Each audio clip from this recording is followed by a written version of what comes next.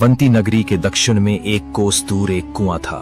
लोग कहते थे वहां कुछ चमत्कार होता है। ये बात जब राजा विक्रम के कानों तक पहुंची तब तक उस कुएं में 1 महीने के भीतर 5 पथिक गायब हो चुके थे। न कोई शव मिला, न कोई निशान। राजा के आदेश पर 2 सैनिकों को रस्सी से बांधकर कुआं में उतारा गया, लेकिन वो भी गायब हो गए। ऊपर आई सिर्फ खाली रस्सी। पूरा नगर डर गया। कुआं के पास जाना बंद हो गया और राजा विक्रम सोच में पड़ गए।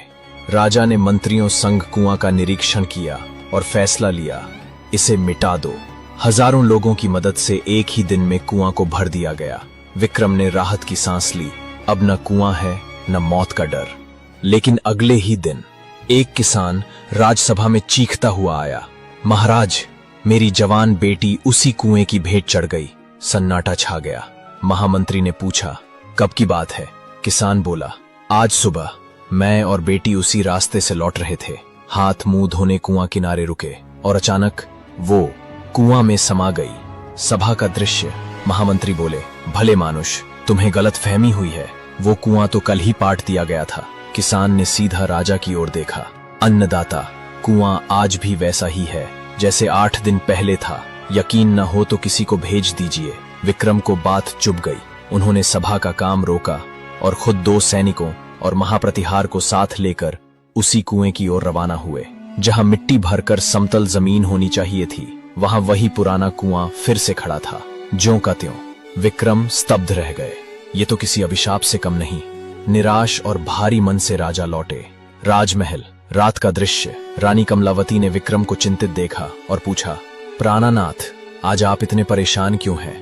विक्रम गहरी सांस लेते हुए बोले, लोग समझते हैं कि राज सिंहासन सुख है, पर वो तो तपती हुई अग्नि है जो भीतर ही भीतर सब कुछ जला देती है। उन्होंने रानी को कुएं की पूरी घटना सुना दी। कमलावती गंभीर हो गईं। स्वामी, ये कोई आम बात नहीं। लगता है कोई अमानवीय शक्ति, कोई दुष्ट आत्मा इस कुएं में छिपी है। विक्रम ने सिर झुकाते हुए कहा, और मुझे अब तक कोई उपाय नहीं सूझ रहा।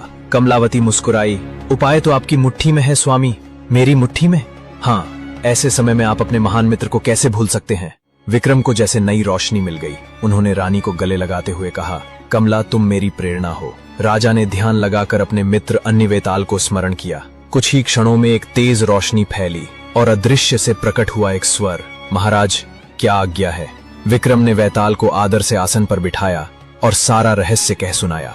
अन्यवेताल थोड़ी देर शांत रहा, फिर बोला, महाराज, प्रश्न बहुत विचित्र है। वैताल बोला, महाराज, कुएं के नीचे एक महल है और उसमें 1.5 महीने से प्रेत सम्राट बर्बरक अपने पूरे परिवार के साथ रह रहा है। उसने जितने भी लोगों को पकड़ा है वो सब अभी जिंदा है, लेकिन अगली अमावस्या की रात वो उन्हें खा जाएगा। विक्रम चौंक गए।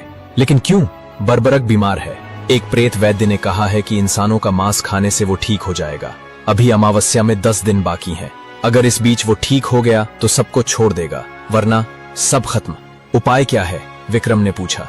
वैताल बोला, बर्बरक बहुत ताकतवर है, मेरी शक्तियां उस पर बेअसर हैं, लेकिन एक तरीका है। बोलो, मैं हर खतरा उठाने को तैयार हूँ। बर्बरक के महल के बाहर जो प्रेत द्वारपाल है, उसकी पत्नी भी बहुत बीमार है। ये लो, ये औषधि, इसे पहले उसी पर आजमाओ। जब वो ठीक हो जाएगी तो द्वारपाल खुश होकर तुम्हें बर्बरक के पास ले जाएगा। और बर्बरक का इलाज? वैताल ने उसे पूरा रहस्य और औषधि विधि बताई। जब बर्बरक ठीक हो जाएगा तो वो तुम्हारा दास बन जाएगा। ये कहकर वैताल अदृश्य हो गया। कमलावती अब तक शांत थी, लेकिन अब बोल उठी, नाथ, ये काम सिर्फ आप ही कर सकते हैं। विक्रम मुस्कुराए, और मैं जरूर करूंगा।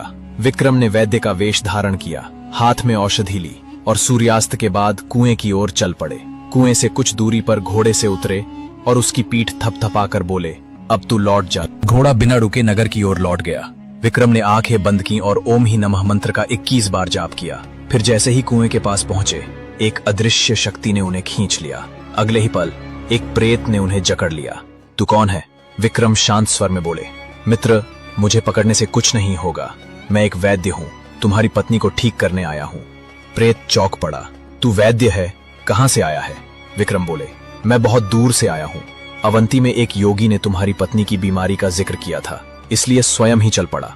द्वारपाल चौंकते हुए बोला, अगर तुम मेरी पत्नी को ठीक कर दो तो मैं तुम्हें अपने स्वामी बर्बरक से मिलवाऊंगा, और यदि तुम उन्हें भी ठीक कर सको तो जो मांगोगे मिलेगा। विक्रम मुस्कुराए, भाई, मैं कुछ पाने नहीं आया। एक सच्चा वैद्य लोभी नहीं होता। मुझे बस अपनी बहन यानी तुम्हारी पत्नी के पास ले चलो। द्वारपाल ने विक्रम को एक आसन पर बिठाया।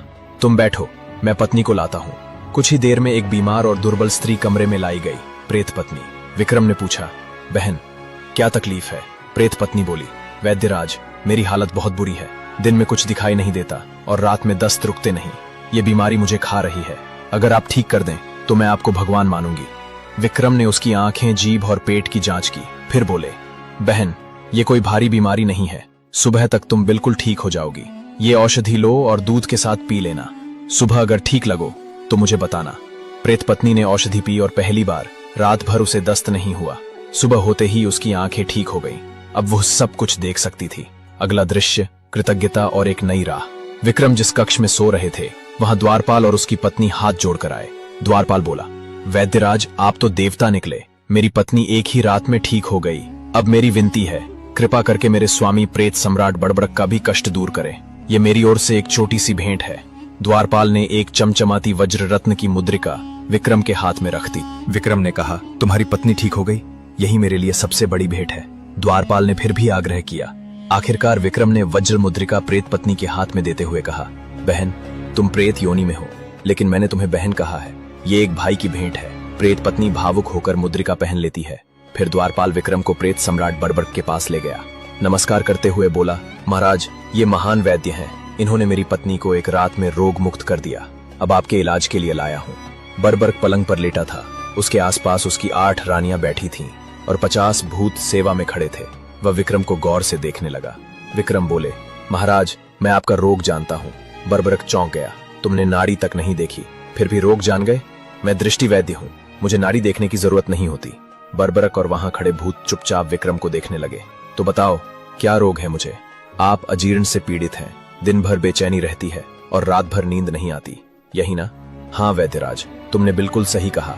अब जो औषधि दोगे मैं उसे अवश्य लूंगा। महाराज आप भोजन कब करते हैं? मध्य रात्रि में। जब भोजन करने बैठो तो मुझे बुलवा लेना, उस समय मैं उपाय बताऊंगा। मध्य रात्रि आई। बड़बड़क भोजन करने बैठा और उसने वैद्य विक्रम को बुलवाया।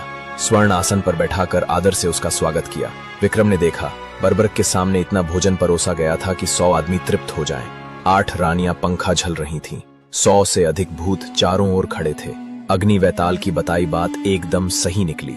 विक्रम बोले, महाराज अब आप भोजन करें। बड़बड़क ने सारा भोजन अकेले ही खा लिया। विक्रम ने कहा, महाराज आपके रोग का उपाय मिल गया है। बिना औषधि दिए मैं आपको ठीक कर सकता हूँ। बस जब अगली बार भोजन करें तो आसपास कोई न हो, न रानी न भूत, कोई भी नहीं। यदि आज रात आपका आधा रोग ठीक हो जाए तो यही उपाय रोज अपनाइए। उस रात उसे कोई तकलीफ नहीं हुई। नींद भी गहरी आई। सुबह होते ही वह मुस्कुराता हुआ विक्रम के पास आया। वैद्यराज आप कमाल कर गए, कोई औषधि नहीं दी फिर भी मैं ठीक हो गया। ऐसा कैसे? विक्रम बोले, महाराज आपके भोजन पर रोज उन भूतों की बुरी नजर लगती थी। वही दृष्टि भोजन को विष की तरह बना देती थी। आपको कोई और रोग था ही नहीं। बड़बड़क भाव विभोर हो उठा। विक्रम को छाती से लगाकर बोला, वैद्यराज मांगो जो मांगना है, धन संपत्ति सब दूंगा। विक्रम मुस्कुराए, महाराज मैं अयाचक हूँ और सच कहूँ तो मैं वैद्य नहीं, अवंती का सम्राट विक्रमादित्य हूँ। मेरी प्रजा आपके पास कैद थी, इसलिए मुझे आना पड़ा। बड़बड़क चौंक गया, फिर झुककर बोला, आप वीर विक्रम हैं, मैं तो आपका सेवक हूँ। जब भी मुझे याद करेंगे मैं हाजिर हो जाऊंगा। अगला भाग, रानियों का रहस्य और प्रेतों का विद्रोह। बड़बड़क जब रोग मुक्त हुआ तो वह जैसे एक अलग प्राणी बन गया। उसकी आंखों में पहली बार नरमी आई। उसने विक्रम से कहा, महाराज मैं आपके ऋण से कभी उरण नहीं हो सकता। आपने मुझे रोग से नहीं राक्षसी जीवन से मुक्त किया है। विक्रम ने उत्तर दिया, सम्राट अब समय आ गया है कि तुम अपने राज्य को भी अंधकार से मुक्त करो। बड़बड़क ने सिर झुका लिया। लेकिन उस रात कुछ और घटा। रात्रि का तीसरा पहर था। चारों ओर प्रेतलोक की हवाएं शांत थीं, लेकिन महल के गुप्त कक्ष में एक हलचल तेज हो रही थी। गहराई में छिपे उस कक्ष में प्रेत सम्राट बड़बड़क की 8 रानियां एकत्र थीं, पर आज उनके चेहरे पर अनुराग नहीं, विद्रोह था। पहली रानी, जिसका नाम भानुवती था, बोली, बड़बड़क बदल रहा है। उसकी आंखों में अब इंसानों के लिए दया दिख रही है। ये सब विक्रम के कारण है। दूसरी रानी चंद्रप्रभा, जिसने कभी सबसे बड़ी साधिका होने का दावा किया था, गुर्राई। हमने अपने जीवन का सब कुछ छोड़कर प्रेत योनि स्वीकार की और अब वही सम्राट किसी इंसानी वैद्य के सामने झुक रहा है। तीसरी रानी रक्तवर्णा धीरे से बोली, यदि बड़बड़क अब भी नहीं जागा तो हमें उसका शासन छीन लेना होगा। एक गहरा सन्नाटा छा गया। तभी दीवार की एक दरार में से धुएं की एक रेखा निकली। कक्ष में एक परछाई प्रकट हुई। प्राचीन प्रेत मंत्री कुरंडक, जो वर्षों से बर्बरक की गद्दी चाहता था। उसने झुककर कहा, रानियों, समय आ गया है। अगर आप साथ दें तो मैं वो कर दिखाऊंगा जिसे वर्षों तक बर्बरक टालता रहा। चंद्रप्रभा ने पूछा, क्या तुम उसका अंत कर सकते हो? नहीं, लेकिन उसे प्रेतों की दृष्टि में इतना कमजोर कर सकता हूँ कि वो खुद ही अपने सिंहासन से गिर जाए। अभी सब षड्यंत्र की बात कर ही रहे थे कि दो रानियां, कुसुम और विशाला, एक कोने से खड़ी हो गईं। कुसुम ने कहा, मैं इस षड्यंत्र का हिस्सा नहीं बनूंगी। बर्बरक पहली बार अपने पापों से मुक्त हो रहा है। विशाला बोली, अगर तुम लोगों ने उस पर हाथ भी उठाया तो मुझे अपना जीवन बलिदान करना पड़ेगा। भानुवती चिल्लाई, तो तुम दोनों भी अब राजद्रोही हो? कुरंडक हंसा, छोड़िए इन्हें, जब समय आएगा ये भी हमारी राह पर आ जाएंगी या मिट जाएंगी। अगली रात जब विक्रम ध्यान में लीन थे, काले बादल कूप के ऊपर मंडराने लगे। कुरंडक और विद्रोही रानियों ने अपनी प्राचीन काली साधना शुरू कर दी थी। बर्बरक को नींद में डरावने स्वप्न आने लगे। उसकी 8 रानियों में से 5 की आंखों में अब प्रेम नहीं, षड्यंत्र था। विक्रम को इस अनहोनी की आहट लग चुकी थी। उन्होंने वैताल का स्मरण किया। कुछ ही क्षणों में वैताल प्रकट हुआ। महाराज, कूप की शांति क्षणिक थी। जो बर्बरक ने वर्षों में कमाया, वही अब उसकी परीक्षा लेने आ रहा है। सुबह के समय बर्बरक ने विक्रम से कहा, सम्राट, मैं समझता हूँ मेरी ही रानियां अब मेरे विरुद्ध खड़ी हैं। शायद मैं इसके योग्य नहीं। विक्रम बोले, नहीं बर्बरक, अब तुम बदल चुके हो। यही तुम्हारी शक्ति है। एक राजा वही होता है जो अंधकार के बीच खड़ा होकर प्रकाश चुनता है। बर्बरक उठा। उसने पहली बार अपनी गद्दी के सामने झुककर प्रणाम किया और कहा, यदि मेरा जीवन प्रेतलोक की मुक्ति ला सकता है तो मैं उसका बलिदान करने को तैयार हूँ। इसी रात प्रेतलोक में पहला युद्ध छिड़ने वाला था। एक ओर बर्बरक और विक्रम, दूसरी ओर कुरंडक, चंद्रप्रभा, रक्तवर्णा और उनकी सेना। लेकिन सबसे बड़ा प्रश्न था, क्या बाकी 3 रानियां किस ओर जाएंगी और प्रेतलोक का अंत क्या सच में निकट है?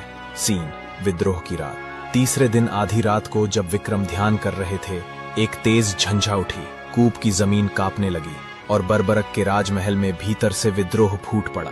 भूतों की सेना के कुछ हिस्से ने बर्बरक के विरुद्ध तलवारें उठा ली। रानियां भी मंत्रों से बर्बरक को कमजोर करने लगी। विक्रम तुरंत युद्ध मुद्रा में आ गए।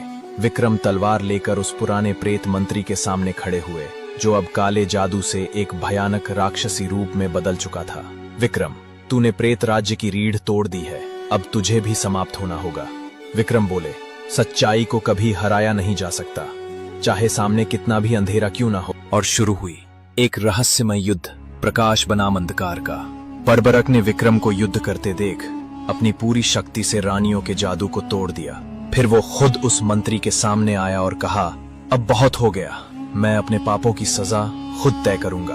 बर्बरक ने एक अग्निकूप में प्रवेश करने का निर्णय लिया, जहां जाकर वह अपनी सारी राक्षसी शक्ति का अंत कर सके। महाराज विक्रम, आपने मुझे दूसरा जीवन दिया, अब मैं इसे सही तरह से समाप्त करूंगा। और बर्बरक अग्नि में प्रवेश कर गया। चारों ओर प्रकाश फैल गया। कूप की भूमि कांपी। अचानक वह कूप, जो वर्षों से मनुष्यों को निगल रहा था, अब शांत हो गया। विक्रम ने सभी कैदियों को ऊपर भेजा और फिर स्वयं कूप से बाहर निकले। सूरज की पहली किरण जब विक्रम के चेहरे पर पड़ी तो नगरवासियों ने जयकार लगाई, जय हो सम्राट विक्रमादित्य की। कूप अब बंद था। बर्बरक मुक्त हो चुका था और अंधकार की जगह उजाला ले चुका था।